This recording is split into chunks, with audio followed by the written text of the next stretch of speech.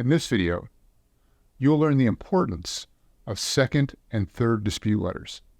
You should be at this video after seeing some of our prior videos, including sending your first dispute letter, reviewing your dispute results, and applying for credit. Now, the most important thing you can take away from this video is perseverance. It's important that you keep disputing. Lots of people give up after their first dispute, but if you want to bring a case against the credit bureaus, you can't quit. You have to keep going. Hi folks, this is Consumer Protection Attorney Bill Clanton. I've helped thousands of consumers deal with inaccurate credit reports, bad background checks, and debt collection harassment. In this video, we're covering second, third, fourth, even fifth dispute letters. There's really no limit to how many you can send. So let's get started. So let's start with why sending dispute letters, multiple dispute letters, is so important. The credit bureaus have a duty to investigate and get back to you. And it takes a dispute letter from you to trigger this investigation. By sending multiple dispute letters, you will signal to the bureaus that you're serious about getting this resolved, that this is an important problem that they need to pay attention to. Now, the credit bureaus receive millions of disputes, and they underemploy people in their dispute resolution centers. It's been documented that their dispute resolution people have about 4.5 minutes to review your dispute. These people are primarily non-native English speakers in foreign countries who go deal with hundreds of disputes every hour. And there's no way they can give your dispute the attention they deserve. So, by sending second and third or more disputes, you give them the opportunity to understand your dispute better and give them fewer excuses for ignoring your dispute. Now, that's important because the Fair Credit Reporting Act says that you can sue credit bureaus and furnishers for really two reasons. They're under two theories: negligence and willfulness. Let's explain. Negligence is akin to when you get in a car and you're driving along and you get distracted. You look at a billboard, you glance at your phone, and bam, you hit somebody. That's negligence. You didn't mean to do it. It was an accident. Okay, if you send one dispute letter, the bureau will say, hey, this was an accident. This was just negligence. We're sorry. We try to do a better job. You only told us one time. So, negligence under the Fair Credit Reporting Act gives you your actual damages and attorney's fees. That's all you can recover. What about willfulness? What is willfulness? Willfulness is like recklessness. It's when you ignore a known risk. Going back to the car example, if you get in the car and push down the accelerator and don't hold the steering wheel, that's willfulness. That's recklessness. That's acting with a conscious disregard to the effect your actions can have on somebody else. So, when you send credit bureaus second and third or more dispute letters, you can say that they were willful, that they know their system isn't perfect, that they got notice after notice after notice from you, and they willfully ignored your disputes. This is supported by lots of decisions by the courts, by actions by the Federal Trade Commission. There's a whole history in how bad the credit bureaus are. And you can show that you're just the latest example of them ignoring legitimate disputes.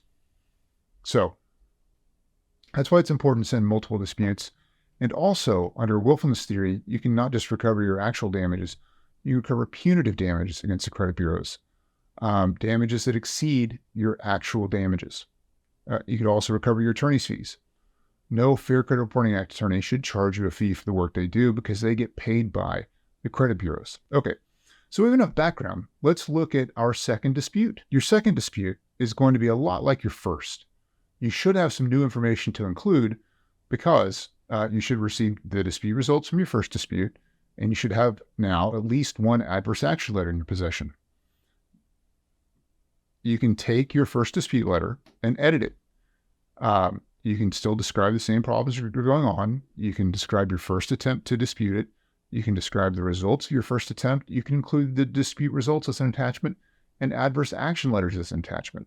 Those are all good evidence that their dispute resolution center did not resolve your dispute, your first dispute. Now, the most important thing to include as an attachment to your second dispute is your first dispute in full. All the attachments we discussed in that video need to be attached to that first letter, and all that needs to be attached to your second letter. They still have the same amount of time to resolve the dispute. They still have to get back to you with a set of dispute results, and then you need to apply for credit again, and you may be ready for a third dispute. Your third dispute should include your second and first dispute, so on and so forth. If you decide to send fourth and fifth disputes, they need to include all the previous disputes and the attachments thereto. You can see after 2 or 3 disputes, you might be getting close to 100 or even more pages. Our office has help consumers put together second dispute letters that are over 200 pages. So by a fifth dispute, you could have a set of documents that's 200 to 300, 400 pages. And the bureaus have less excuse for their willfulness in ignoring your disputes. You're building a case against the credit bureaus. And that's what those second and third dispute letters do. Okay, I've got a list of some common questions that people have about second and third dispute letters. First one is there such thing as too many dispute letters? Absolutely not. Now, a lot of people lose patience after about the third set of dispute letters, and that's fine.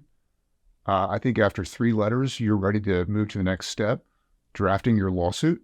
But I would say less than 3 is just not enough. More than 3, even better. If you have the patience for it and the desire for it, send as many as you want. How much time should I wait between sending dispute letters?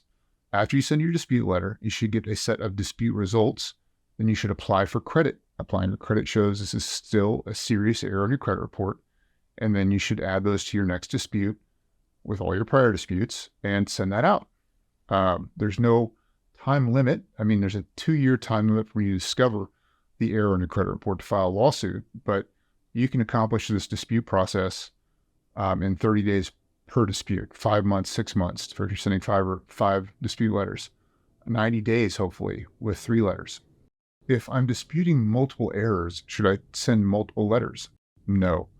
You should send a separate letter to each bureau with listing the accounts that you're disputing with each bureau, but you do not need to send a separate letter for each account you're disputing.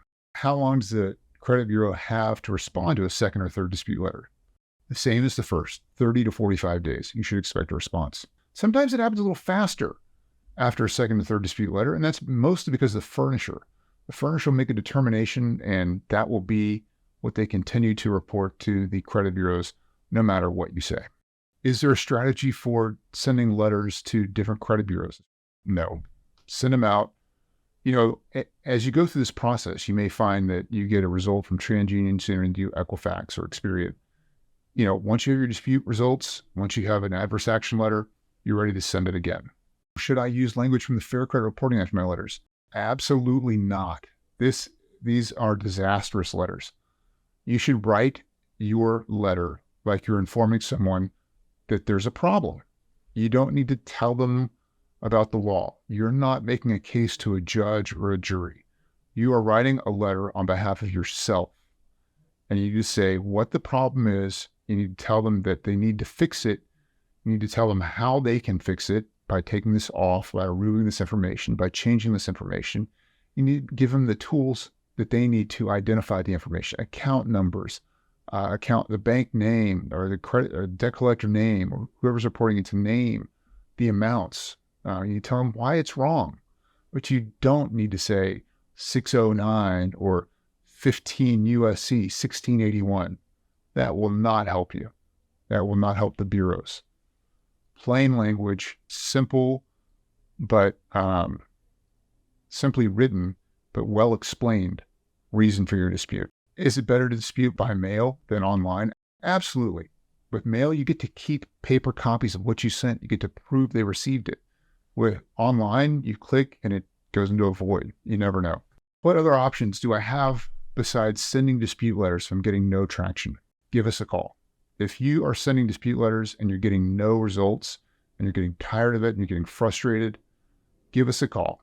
We have some more advanced strategies and we'll see if you're a good fit for our program. Sending letters to the credit bureaus are at the cornerstone of every Fair Credit Reporting Act case. So if you need more help, you're getting frustrated, you're getting no traction, give us a call. Let us know. We're here to help you. Thanks for watching this video, and be on the lookout for our next one coming soon. Thank you.